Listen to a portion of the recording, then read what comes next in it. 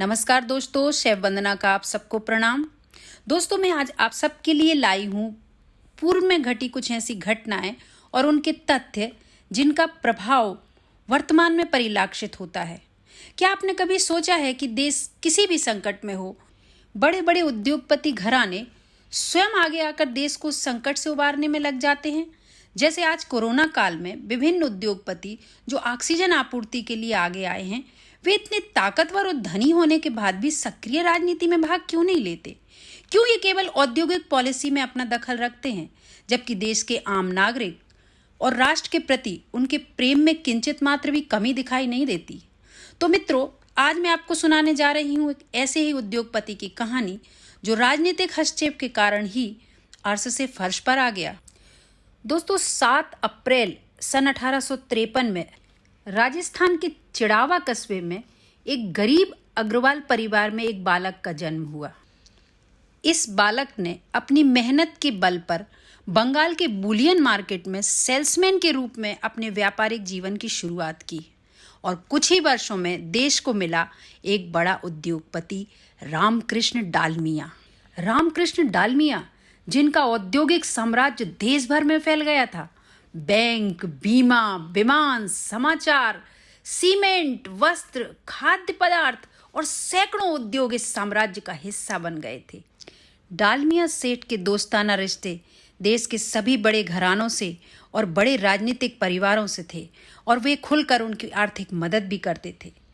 कहा जाता है कि डालमिया एक कट्टर सनातनी हिंदू थे और उनके विख्यात हिंदू संत स्वामी करपात्री महाराज जी से घनिष्ठ संबंध थे। करपात्री जी महाराज ने 1948 में एक राजनीतिक पार्टी राम राज्य परिषद की स्थापना की। 1952 के चुनाव में ये पार्टी लोकसभा में मुख्य विपक्षी दल के रूप में उभरी और उसने 18 सीटों पर विजय प्राप्त की। उस समय पंडित नेहरू हिंदू कोड बिल पारित करवाना चाहते थे, जबकि स्वामी करपात्री जी महाराज और डालमिया सेठ इसके खिलाफ थे। हिंदू कोड बिल और गोवध पर प्रतिबंध लगाने के प्रश्न पर डालमिया से नेहरू की ठन गई। हिंदू कोड बिल और गौहत्या पर प्रतिबंध के लिए स्वामी करपात्री जी महाराज ने देशव्यापी आंदोलन चलाया, जिसे डालमिया जी ने डटकर आर्थिक सहायता दी। नेहरू के दबाव पर लोकसभा में हिंदू कोड बिल पारित हुआ, जिसमें हिंदू महिलाओं के लिए तलाक की व्यवस्था की गई थी। कहा जाता है कि देश के प्रथम राष्ट्रपति डॉक्टर राजेंद्र प्रसाद इस हिंदू कोड बिल के सख्त खिलाफ थे, इसलिए उन्होंने इसे स्वीकृति देने से इनकार कर दिया। लेकिन जिद्दी नेहरू ने इसे अपना अपमान समझा और इस विधेयक को संसद के दोनों सदनों से पुनः पारित करवाकर राष्ट्रपति के पास भिजवाया।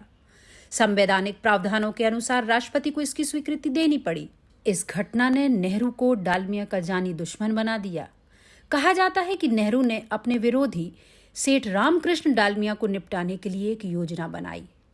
नेहरू के इशारे पर डालमिया के खिलाफ कंपनियों में घोटाले के आरोपों को लोकसभा में जोरदार ढंग से उछाला गया। इन आरोपों के जांच के लिए एक विभिन्न आयोग बना। बाद में यह मामला स्पेशल पुलिस एस्टेब्लिशमेंट, जिसे आज हम सीबीआई भी कहते हैं, उसको जांच के लिए सौंप दिया गया। नेहरू ने अपनी पूरी सरकार को डालमिया के खिलाफ लगा दिया। उन्हें हर सरकारी विभाग में प्रधानमंत्री के इशारे पर परेशान और प्रताड़ित करना शुरू कर दिया गया। उन्हें अनेक बेबुनियाद मामलों में फंसाया गया। नेहरू की कोप दृष्टि ने 1 लाख करोड़ के मालिक डालमिया को दिवालिया बनाकर रख दिया। उन्हें Times of India, Hindustan Lever और अपने अनेक उद्योगों को औने पौने दामों पर बेचना पड़ गया। अदालत में मुकदमा चला और डालमिया को 3 वर्ष कैद की सजा सुनाई गई। तबाह हाल और अपने समय के सबसे धनवान व्यक्ति डालमिया को नेहरू की वक्र दृष्टि के कारण जेल की कालकोठरी में दिन व्यतीत करने पड़े। व्यक्तिगत जीवन में डालमिया बेहद धार्मिक प्रवृत्ति के व्यक्ति थे। उन्होंने अपने अच्छे दिनों में करोड़ों रुपए धार्मिक और सामाजिक कार्यों के लिए दान में दिए। इसके अतिरिक्त उन्होंने यह संकल्प भी लिया था कि जब तक इस देश में गोवध पर कानूनन प्रतिबंध नहीं लगेगा, वे अन्न जल ग्रहण नहीं करेंगे। इस संकल्प को उन्होंने अपनी अंतिम सांस तक निभाया। गौवंश हत्या विरोध में 1978 में उन्होंने अपने प्राण त्याग दिए। लेकिन उनका जीवन अन्य सभी उद्योगपतियों को वो सबक सिखा चुका था जो राजसत्ता उन्हें सिखाना चाहती थी, कि सत्ता से उद्योगपतियों के टकराव में उद्योगपतियों को ही प्रताड़ित होना पड़ता है। दोस्तों, इस कहानी से तो आप समझ ही गए होंगे कि हमारे सवालों का जवाब क्या है, और आपको अपने सवालों का जवाब मिल ही चुका होगा।